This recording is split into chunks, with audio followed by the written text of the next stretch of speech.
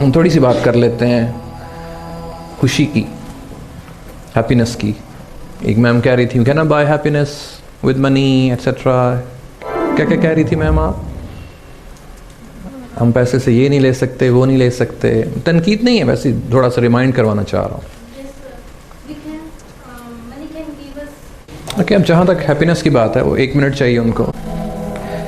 Happiness is basically a state of mind.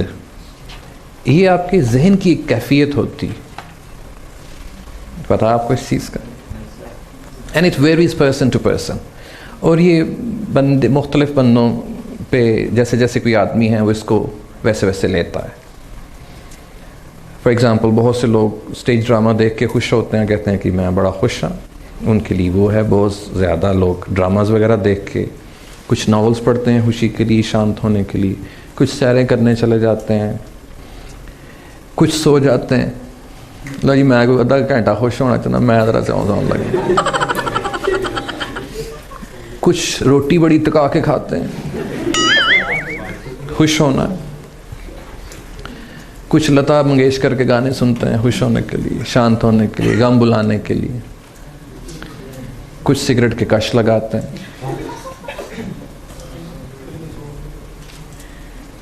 خوشی very کرتی. والدین بچوں کو دیکھتے ہیں تو خوش ہوتے ہیں، بچے والدین نہ ہو تو خوش ہوتے ہیں. چلو جی پیو ساڈا نہیں ہے. Varies person to person. کڑیاں نے جدوں ویاہ ہو جاندے پھر اپنی بھیناں نوں مل کے خوش ہوندے، میری بھین آ گئی. لوگوں کے پاس پیسہ ہو تو خوش ہوتے ہیں. اور کچھ آپ نے اکثر فٹ پاتھ پر دیکھے ہیں، وہ جوڑا بناتے ہیں تو وہ خوش ہوتے ہیں. ان کو دنیا جہان سے کسی چیز کا کوئی تعلق نہیں ہے، ان کو صرف یہ ہے کہ جوڑا مل جائے تو پورباش. ایسا ہی ہے. تو یہ پرسن ٹو پرسن ویری کرتی ہے. لیکن اصل خوشی کیا ہے؟ اصل خوشی آپ کے اندر ہے. اور جو اس کائنات کا رب ہے، اس کائنات کو بنانے والا، اس نے ہی آپ کو خوش کرنا ہے، اس نے ہی آپ کو ناراض کرنا ہے. اس کے ہاتھ میں ہے آپ کی خوشی اور آپ کا غم. وہ فرماتا ہے الا بذکر اللہ انا تطمئن القلوب. یہ قرآن پاک کی ایک آیت ہے، اسی طرح سے میں نے نہیں پڑھی، کہ اصل دلوں کا جو سکون ہے وہ اللہ کے ذکر میں. رب راضی تو سارا کچھ راضی. اور وہ جو قلبی سکون ہے، اب بہت سے ایسے لوگ ہیں جو ساری ساری رات نمازیں پڑھتے رہتے ہیں، ورد کرتے رہتے ہیں، 5 گنا نماز پڑھتے رہتے ہیں، لیکن ان کو بھی سکون میسر نہیں. پھر یہ دیکھا جاتا ہے کہ کہاں پہ کمی ہے، غلطی کہاں پر. نبی پاک صلی اللہ علیہ وسلم کی زندگی کو دیکھیے، فل آف ڈیفیکلٹیز، مشکلات سے بھری زندگی، لیکن وہ شانت ہے. the happiest personality in the world. کیوں؟ کیونکہ ان کو بہت زیادہ دکھ درد تو تھے، لیکن وہ کہتے کیا تھے؟ خاص طور پر اگر آپ نے واقعہ وہ پڑھا ہے طیف کا، درد دکھ میں شکوہ اللہ سے کرتے ہیں کہ یا اللہ تم نے مجھے کس کے حوالے کر دی. پھر تھوڑی دیر بعد خیال آتا ہے کہ اللہ اگر تم راضی ہے نا تو میں بھی راضی. کہ جس ہستی کو پتھر پڑ رہے ہیں، جس مبارک لہو لہان ہو رہا، اللہ کے لیے کیا فرماتے ہیں کہ اللہ تم راضی ہے تو میں بھی راضی. ٹھیک ہے. Life is full of miseries, sufferings, woes and sorrows. زندگی مشکلات کا نام ہے. اگر آپ کو اپنی زندگی میں مشکلات نہیں ہیں تو پریشان ہوں، کیونکہ اللہ فرماتے ہیں کہ بغیر مشکلات کے تو زندگی نہیں ہے مومن کی، اور کافر کے لیے یہ جنت ہے.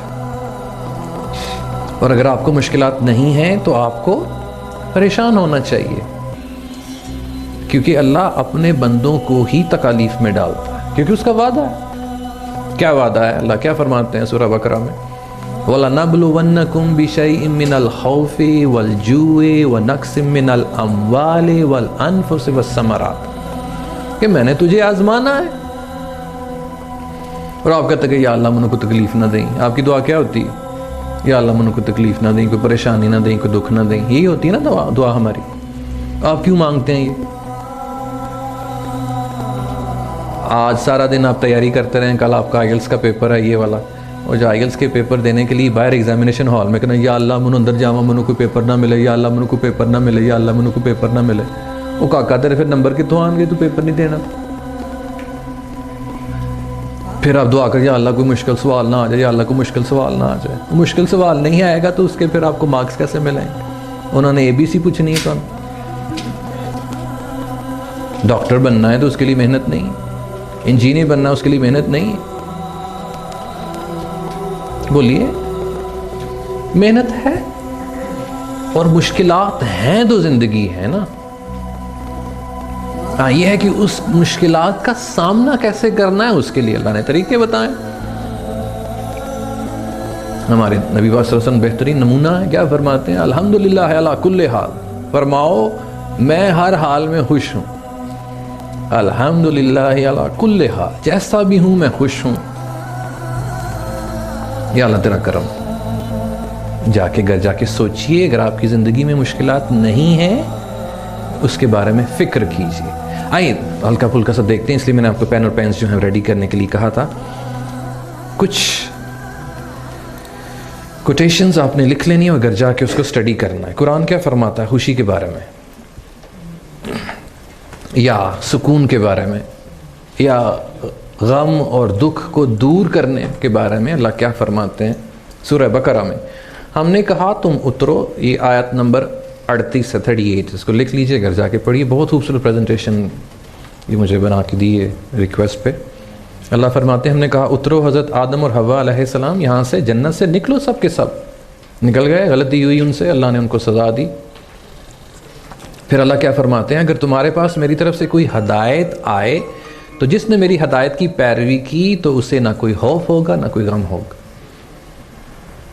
وَلَا خَوْفٌ عَلَيْهِمْ وَلَا هُمْ يَحْزَنُونَ فَمَنْ تَبِعَ هُدَايَ فَلَا خَوْفٌ عَلَيْهِمْ وَلَا هُمْ يَحْزَنُونَ. چلے گئے اماں حوا, آدم علیہ السلام. اللہ کیا فرماتے ہیں کہ چلے جاؤ یہاں سے.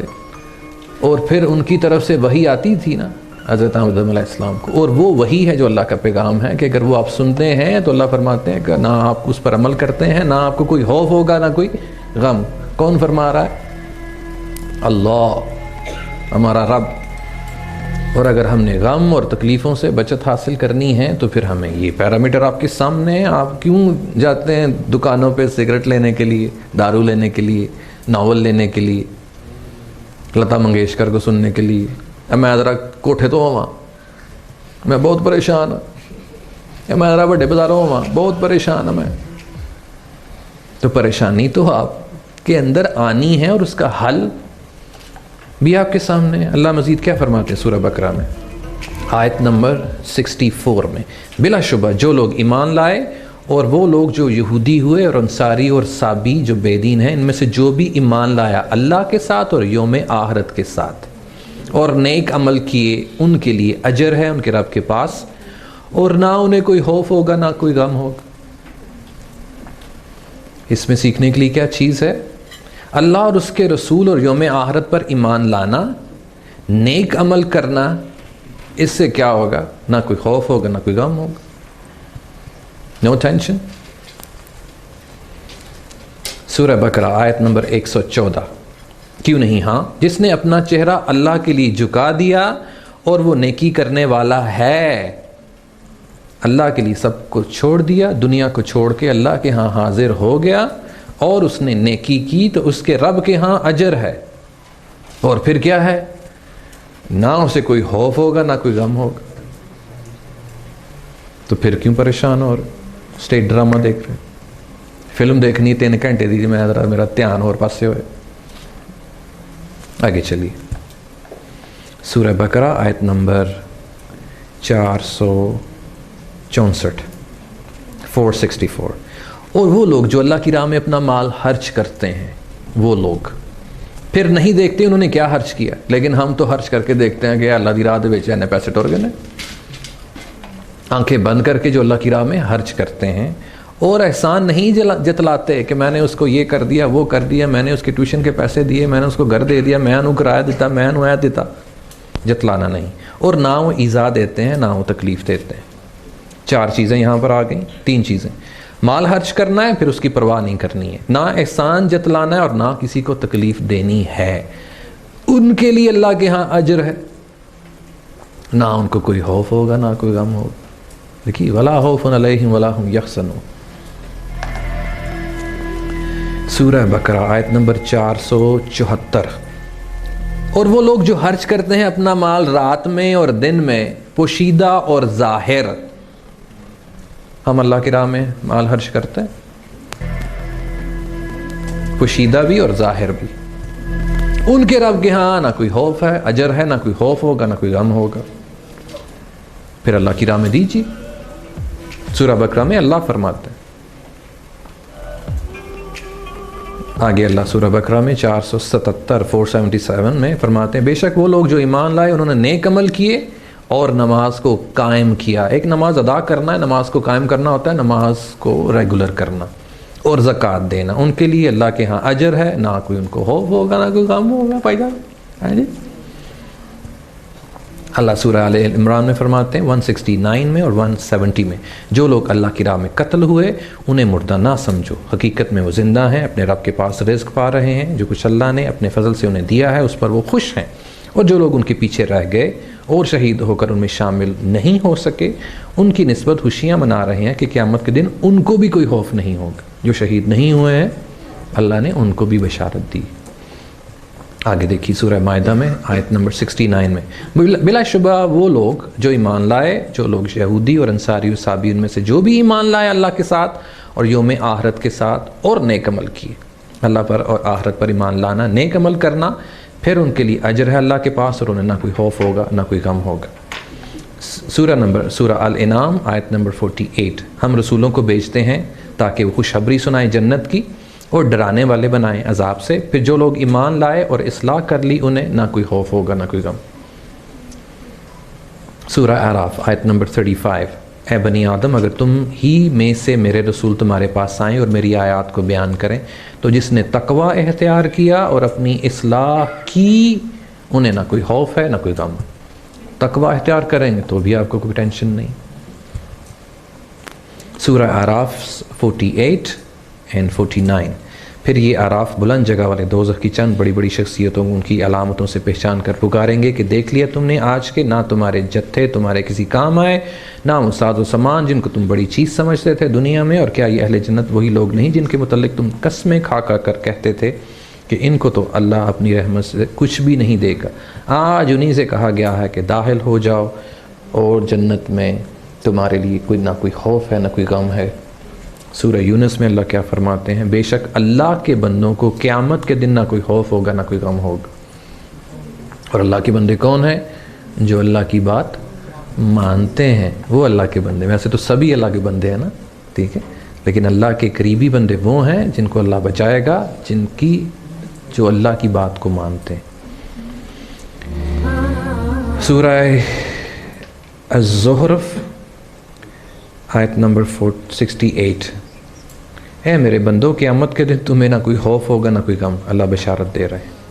سورہ الاحقاف میں آیت نمبر 13 میں، بے شک جنہوں نے کہا اللہ رب ہے اور جو ان پر مصیبت اور تکلیف آئی اس پر استقامت اختیار کی، ان کے لیے قیامت کے دن نہ کوئی خوف ہوگا نہ کوئی غم ہوگا.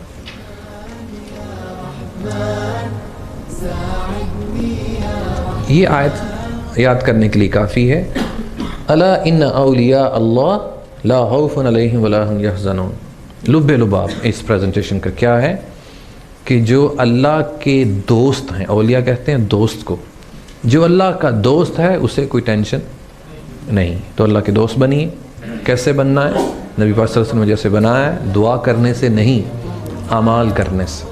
اور سب سے بڑی طاقت جو ہے جس سے آپ کو بچاتی ہے ایمان کے بعد وہ ہے صبر. صبر، عظیم صبر. صحابہ نے کیا، نبی پاک صلی اللہ علیہ وسلم نے کیا اور اولیاء کرام نے کیا. ابھی ولی بنے اللہ کے. اوکے، اس میں کوئی کوشچن ہے تو پوچھیے. پوچھنا بیٹا کوئی؟